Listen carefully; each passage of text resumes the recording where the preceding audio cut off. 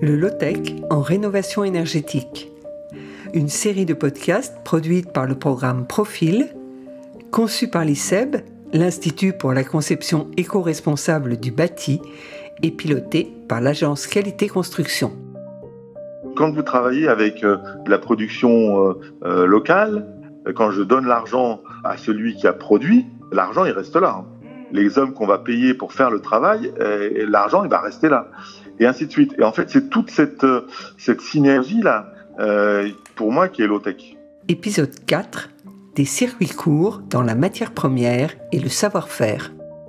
Non, on a essayé vraiment de respecter autant que faire se peut les matériaux du pays, quoi. Il y en a de la très belle pierre ici, vraiment. On a des châtaigniers, des chênes et puis de la terre. Voilà. Et puis les châtaigniers et les chênes, ce sont des essences naturellement durables qui ont un certain tanin, mais qui n'ont pas besoin de traitement.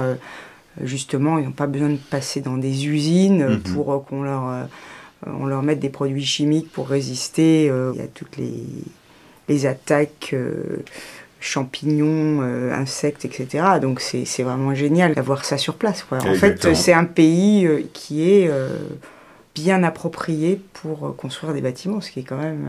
c'est pas mal. C'est pas partout comme ça. C'est ça. L'idéal, c'est effectivement de trouver les matériaux sur place et des artisans qui savent les travailler. Actuellement, c'est encore rare. Les filières sont encore en construction, comme vous allez l'entendre dans cet épisode. Retrouvons Anna Chavepert, vous savez, l'architecte qui a construit une maison de rêve dans le Béarn. Il y a 8 ans, elle aurait bien aimé faire du béton de chanvre à l'extérieur pour isoler sa maison. Mais à l'époque, aucun artisan ne le proposait. Aujourd'hui, cela serait possible.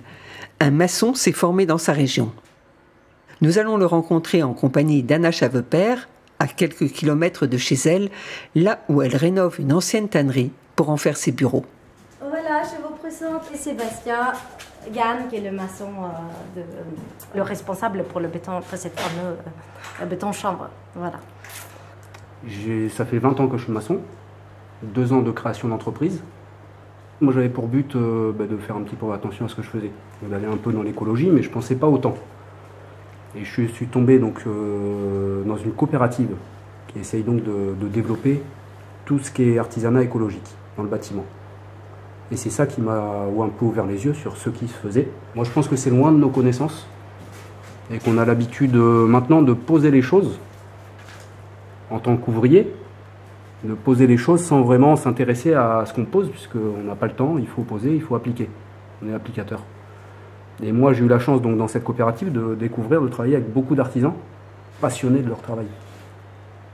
Et j'ai même l'impression aujourd'hui de devenir un petit peu ingénieur bâtiment, parce que justement je rentre vraiment dans la technique. J'applique le DTU au niveau des enduits chauds.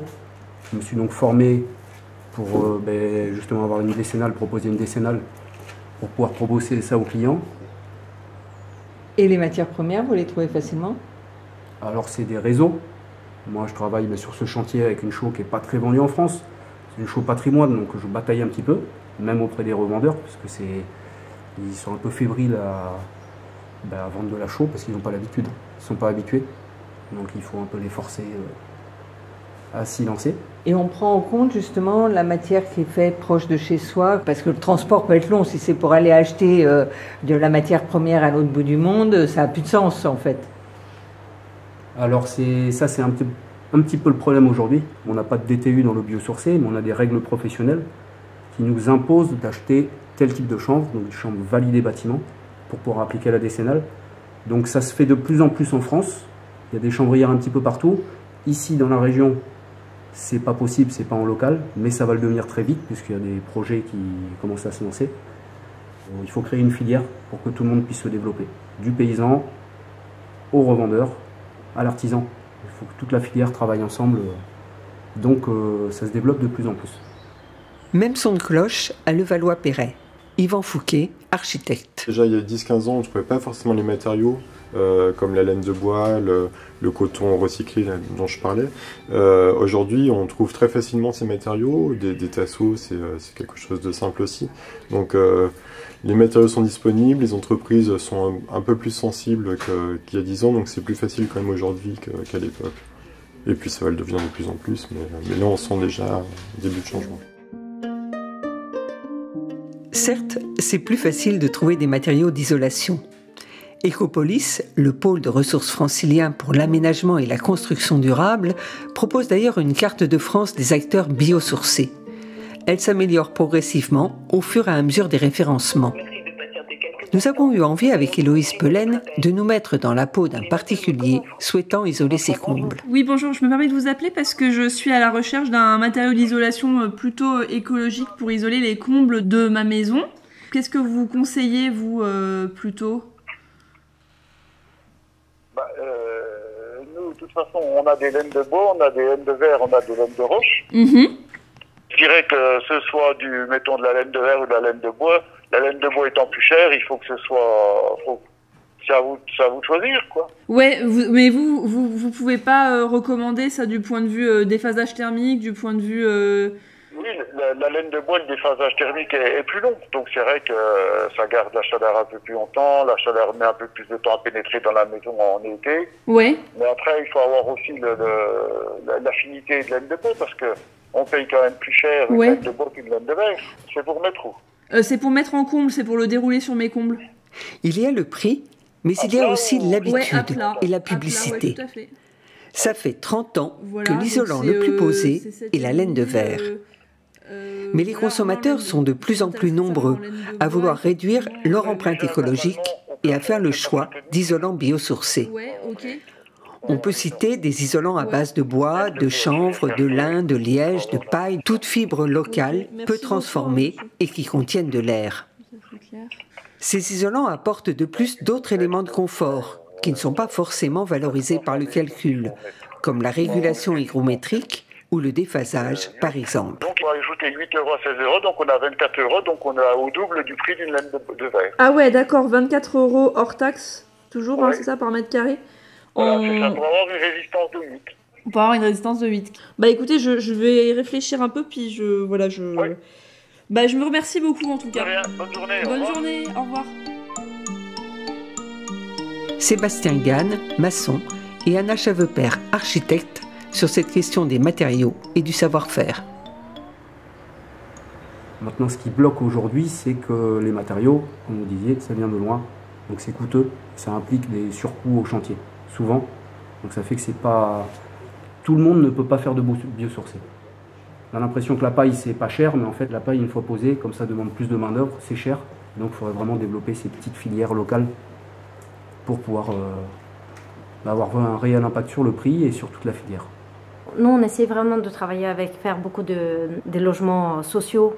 Et forcément, on a très peu d'argent au prix au mètre carré. Donc c'est très, très compliqué pour nous d'arriver à faire des choses très qualitatives et quand même utiliser des matériaux comme ça. Et ce qui est étrange avec le béton chanvre comme matériau, c'est assez cher comme matériau. Or, ça ne devrait pas l'être. Parce que le chanvre, c'est rien. Je veux dire que si ça poussait ici et on l'utilise et tout ça, ça devrait quand même pouvoir être un matériau très peu cher. Et que peut-être dans le temps, on arrivera à faire ça un peu moins cher. Ce que je pense c'est important justement pour faire des logements sociaux. Tu achètes le chanvre comme ça coûte très peu cher. Le moment où tu l'achètes pour le bâtiment, les prix augmentent x10. On ne sait pas pourquoi. Mais c'est quand même un truc de fou. C'est une énigme. Mais ça ne devrait pas être comme ça. C'est les mêmes pierres que chez vous parce qu'on les voit non, plus chez ici vous. c'est des pierres de rivière. Voilà, ces pierres, ça vient de rivière ici. Donc effectivement, quand ils construisaient les maisons, ils construisaient avec ce qu'ils avaient. Donc chez nous, il y avait des pierres un peu, donc ils ont pris les pierres sur place, je pense. Et après, un peu à droite, à gauche et tout ça. Mais ici, dans tous ces villages-là qui sont vraiment au bord de gave, tu as les pierres de galets comme ça. Et c'est pour ça aussi qu'effectivement, de pouvoir mettre cette béton chanvre à l'extérieur, ça permet aussi de pouvoir garder les pierres comme ça à l'intérieur, que c'est quand même assez beau aussi, effectivement. Les anciens savaient être low-tech par nécessité. On dépense en effet moins d'énergie lorsque la matière première est proche du chantier. On redécouvre ainsi des matières, de nouvelles apparaissent. Elles sont étudiées et parfois validées pour leur performance. Alexandre Pointet, ingénieur thermicien. Là, ici, j'ai du miscanthus à 15 km, donc j'utilise ça. J'ai ma liste d'agriculteurs préférés et qui sont en bio. Et donc, on fait avec ça. Donc, on travaille avec l'Université de Lorient, le laboratoire IRDL qui est juste à côté. Donc, on caractérise les ressources, les matériaux qu'on produit d'un point de vue thermique, d'un point de vue résistance mécanique.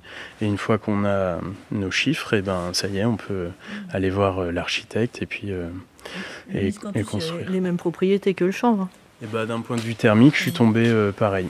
J'ai un lambda de 0,077 et souvent le béton de chanvre c'est 0,075 ou 0,070. Dans le sud-est, on cultive du riz en Camargue, donc du coup il y a de la balle de riz, donc la cosse du riz, qui fait des montagnes qui sont brûlées parce que c'est même plus écologique de les brûler avant que ça méthanise. Et donc finalement cette matière, elle est aussi hyper intéressante d'un point de vue matériaux biosourcés. Donc là on a produit des panneaux en balle de riz et ça fonctionne très bien d'un point de vue lambda, j'étais même meilleur que les 0,077. Donc voilà, là-bas, forcément, ils vont produire avec ça. On a essayé avec le Baccaris qui envahit les littoraux. Là, il faudrait qu'on fasse des études pour vérifier qu'il n'y ait pas trop de sel ou de choses comme ça, mais on peut imaginer beaucoup de choses. Il y a énormément de coproduits agricoles. Dans le nord, il y a les anas de lin, la paille de lin. Donc ça marche très bien. On a produit des panneaux comme ça aussi. Une fois trouvé la ressource, il faut des artisans formés et bien souvent une machine pour sa mise en œuvre. Laurent Goudet, l'inventeur de la première machine à projeter le béton de chanvre par voie sèche, est ici au téléphone avec Emmanuel Pat. En 2000, j'avais fait le raisonnement pas de machine, pas de marché. Donc en 2001, j'ai commencé à investir dans du matériel, déposer des brevets. Et aujourd'hui, on ne fait plus que la mise en œuvre du béton végétal projeté avec du matériel qui est performant et qui permet de garantir surtout la performance thermique. Ce qui m'intéresse, c'est de vendre un coefficient. La performance thermique étant liée à la densité de ce qu'on met en œuvre, on contrôle en fait tous les éléments qui participent à la constitution du béton végétal. Hormis ça, le reste, c'est des très basses technologies. Il y a 2 silos, un silo pour le granulat, un silo pour le liant. On alimente les 2 silos en continu, sec, il n'y a pas d'eau dans la machine. Il y a un automate qui gère les allures, c'est-à-dire qu'il prend les bonnes quantités de granulat et il prend les bonnes quantités de liant en fonction de la recette qu'on va lui donner. Et à la sortie, on a juste un hydrateur, donc de l'eau pulvérisée à haute pression. Les matériaux passent au travers de la vapeur d'eau et s'hydratent instantanément, elles arrivent sur le mur et c'est collé. En fait, chaque particule, que ce soit le liant ou le granulat, sont des pompes à eau très très efficaces. Et sur le principe du doigt mouillé, quand vous lisez votre journal, vous y mettez votre doigt pour créer une pompe à eau au contact de la cellulose du papier, et vous créez un collage. C'est ce qu'on produit lorsqu'on projette. On produit cet effet-là. Les technologies sont hyper simples. On doit être capable de mettre en œuvre les matériaux dans des conditions où il faut optimiser pour pouvoir les rendre attractifs. Low-tech, si j'ai plus de technologie, ça veut dire qu'on a des coûts de main-d'œuvre qui sont en face, quoi. Moi, je préfère en fait avoir des coûts d'isolation qui sont moindres pour mieux valoriser les savoir-faire sur les enduits, par exemple, sur les finitions, sur la partie aspect, plutôt que de transférer des coûts sur l'enveloppe qui de toute façon ne va pas se voir et à chaque fois dégrader des salaires parce qu'on ne peut pas tout faire à la main, quoi. L'outil, en fait, c'est un facilitateur à la mise en œuvre.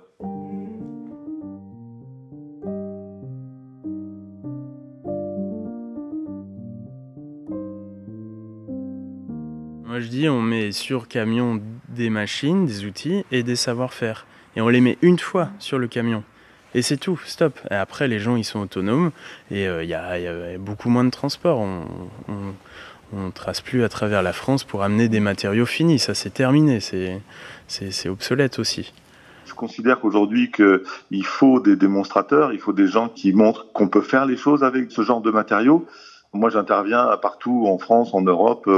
J'ai vendu une machine aux États-Unis. On transporte des matériaux aujourd'hui. On bouge les hommes. Donc, cet aspect de l'activité n'est pas du tout low-tech. Par contre, si je fais ça, c'est pour transférer et des informations et de la formation à des entreprises locales. C'est-à-dire que j'ai mis en place pour pouvoir faire ça une franchise et du coup générer des demandes de production locale, porter la technologie localement sur leur réseau et du coup générer des demandes de production locale. Quand j'appelle béton végétal et quand je dis qu'il y a plusieurs types de granulats qu'on peut valoriser, aujourd'hui, moi je travaille, on va dire, un quart de mon granulat, c'est du miscanthus. Et du miscanthus qui est à moins de, je dirais, de 10 km du lieu où on le met en œuvre. Dans le cas du chanvre, aujourd'hui, en France, la difficulté, c'est qu'il y a 4 chanvrières, 5 chanvrières, plus quelques petits faiseurs qui n'ont pas de capacité de production suffisante pour alimenter des gros marchés. Donc tout ça, c'est encore à faire. Mais par contre, si on montre pas qu'il y a un marché potentiel pour les granulats, rien ne va se passer. Donc moi, j'accepte quelque part d'être mal à l'aise sur l'énergie que je dépense, donc je suis pas low-tech à ce niveau-là. Mais par contre, je suis assez à l'aise sur le raisonnement que je tiens vis-à-vis des locaux, en leur disant valorisons les matériaux qui poussent à côté de chez nous. De la même manière, avec les argiles, vous avez des carrières partout en France qui sont réparties. Alors, toutes ne sont pas valorisables, mais il y a une partie des argiles qui sont valorisables. Et donc, essayons de se réapproprier tous ces gisements. Et à ce moment-là, on va devenir low-tech. Qui de l'œuf ou de la poule? Ou dit autrement, pour qu'un maître d'ouvrage demande une rénovation énergétique en low-tech, il faut que les isolants ne soient pas le double du prix de l'isolant conventionnel et qu'il y ait proche du chantier des artisans formés. Pour que des agriculteurs s'investissent dans une filière bâtiment, il faut qu'ils soient certains des débouchés et donc qu'il y ait des demandes émanant des maîtres d'ouvrage et des maîtres d'œuvre, ainsi qu'un savoir-faire local. Et en plus de tout ça, il y a encore des freins à lever. Anna Chavepert. Les freins sont forcément les réglementations et les normes. Et qui est dans le conseil, en fait, de comment rénover les bâtiments? C'est un vendeur de matériaux. Donc forcément, ça ne peut pas fonctionner. Je pense malheureusement que l'écologie est beaucoup dirigée par des choses qu'on vend. Et qu'effectivement, il y a cette sorte de consommation de produits et cette sorte de poussée à la croissance que le bâtiment est en fait, c'est vraiment le train de cette croissance. Même pendant le confinement, ils ont dit « Ah oui, mais le bâtiment ne peut pas s'arrêter ». Bon, nous, on ne peut pas s'arrêter parce que c'est nous qui consommons le plus. Donc tout le monde peut arrêter d'acheter des cafés, mais on ne peut pas arrêter de consommer de laine de verre, etc. Tout ça. Et effectivement, il faut qu'on arrête de consommer tout court partout.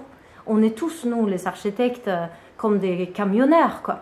Tellement on consomme. Il faut vraiment que chaque fois qu'on fait quelque chose, il faut qu'on réfléchisse avant. On peut changer d'esprit et puis prendre ce qu'il y a ici à côté. Ouais. C'est comme tu dis. Il faut développer d'abord les choses autour de nous, sans se focaliser sur ce qu'on nous dit, parce que on n'a pas toujours des bons conseils. Alors voilà, vous savez tout, et si nous voulons que ça change, n'attendons pas. Quelle que soit la place que nous occupons, maître d'ouvrage, architecte, ingénieur dans un bureau d'études, artisan, agriculteur, nous avons le pouvoir d'accélérer la mise en place des circuits courts dans la matière première et le savoir-faire. Développer la filière des matériaux biosourcés sur son territoire, c'est développer l'emploi et l'économie locale. C'était le low-tech en rénovation énergétique, épisode 4. Il y a un peintre qui est venu nous voir à un moment en nous disant qu'est-ce que c'est ce matériau, alors que c'est un matériau aussi de la chaux, donc c'est un matériau un peu ancestral, mais il trouvait ça beau et puis il sentait que c'était effectivement l'avenir, même si c'est un matériau du passé, donc, et lui-même avait envie de se former à la pose de ce matériau-là. Expertise, Emmanuel Pat, architecte, et Héloïse Pelaine, ingénieur thermique. Création, partage de voix. Réalisation, Sophie Pillot, Agnès Maton. Une production Profil, conçue par l'ICEB et pilotée par l'agence Qualité Construction. Musique, Basile Mandigral. Prochain épisode, le réemploi.